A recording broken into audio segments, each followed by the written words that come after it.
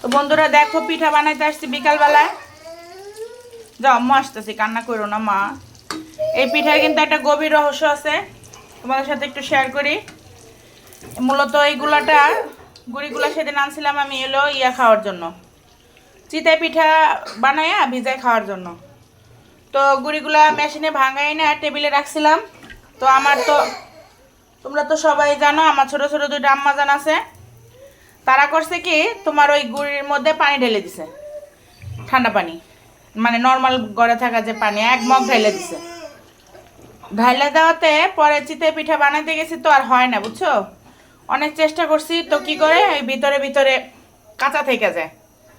তো পরে ওই দিন আর রাগ করে কিছু করি নাই, ডিপে রেখে দিয়েছিলাম। তো আজকে আবার সকালবেলায় বের করছি, বের করে এই যে এই পর্যন্ত বরফটা গলছে। আসো আম্মা আসো, এখানে বসো, একটু কথা বলতেছি, একটু বসো। এ পর্যন্ত বরফটা গলছে, গলার পরে বেশি করে চিনিটা মানে পরিমাণ মতো চিনি দিয়া করছি, জাল দিছি। জাল দেওয়ার পরে শিরা করে একদম ওই গোলার মধ্যে উপরে যে পানি জমেছিল,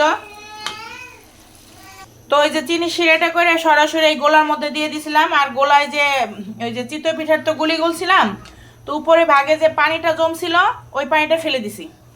পানিটা ফেলে দিয়ে নিচে যে গোলা ছিল শুধু গোলাটা, ওর মধ্যে তোমার একদম ওই সেই চিনির শিরাটা ঢাইলে দিছি আর একটু লবণ দিছি।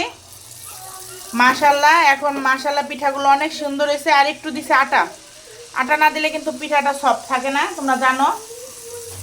দেখাও ডালি ফেরামো। তো এই হলো অবস্থা, দেখো মাশাল্লাহ কত সুন্দর পিঠা হইতেছে এখন। মানে দেয়া মাত্র পিঠাগুলো খুব সুন্দর করে ফুলতেছে, দেখো তোমরা দেখো। এই দেখো, আমি কিন্তু তোমাদের সাথে কখনোই মিথ্যা বলি না, কারণ তোমরা তো আমার ফ্রেন্ড। আর দেখো আমার আম্মা জানরা পিঠা খাবে, ঘুম থেকে উঠছে, এই যে দিল ফেলে কান্তাছে। তো যাই হোক, এই দেখো কি সুন্দর পিঠা হচ্ছে, খুব সুন্দর পিঠা হচ্ছে।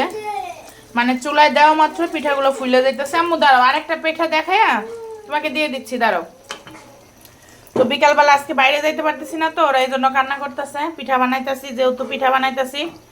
আর সবসময় 4 তলা থেকে নিচে নামতেও ভালো লাগে না, বাসায় অনেক কাজ থাকে, পায়ে ব্যথা করে। কিন্তু ওরা তো বুঝে না, ওরা তো ছোটো মানুষ। সরো, তেল গায়ে লাগবে। ওরা তো একটু বেরোইতে চায়। সরো সরো, হয়ে গেছে, তেল পড়লে একদম ব্যথা পাবা, সরো। তো আরেকটা পিঠা দিয়ে দেখাই যে কি সুন্দর ফুলতেছে। মাশাল্লাহ অনেক সুন্দর ফুলছে, আমি নিজেও অবাক যে এত সুন্দর ফুলবে। আমি সেদিন একদম হতাশ হয়ে গেছিলাম, আমি না গোলাটা ফেলাইতে চাইছিলাম। ওই দিন আমি খুব শখ করছিলাম যে মুরগি দিয়ে পিঠা খাবো। ওই দিন কোন দিন, এই যে শুক্রবার দিন। আর ভাবছিলাম হলো এই যে ভিজাবো, এক বাসায় পাঠাবো। কিন্তু দুঃখের বিষয়, এই একটা পিঠাও খুব সুন্দর হয় নাই। পরে আমার মনটাই খারাপ হয়ে গেছে। পরে আমি যাচ্ছিলাম গোলাটা ফেলাই দিব, তারপর আন্নাসমণি বলতেছে ফেলায়েন না, রাইখা দাও, এখন তো পারতেছো না, পরে যদি কখনো হয়। তো দেখো কি সুন্দর ফুলতেছে পিঠা, মাশাল্লাহ বললো সবাই, দেখো মাশাল্লাহ। তো এই হচ্ছে অবস্থা। তো একটু চেষ্টা করলে আসলে অনেক কিছুই করা যায়। সব সময় মানুষের মাথা কাজ করে না, কিন্তু ঠান্ডা মাথা থাকলে অনেক কিছুই করা যায়। তো যাই হোক, আজকে পিঠাগুলোই তো তোমাদের তো খাওয়াইতে পারলাম না। তো তোমাদেরকে সবার দাওয়াত থাকলো আমাদের বাসায়, তোমরা সবাই আইসো। আর আমার জন্য সবাই দোয়া করো। আসসালামু আলাইকুম।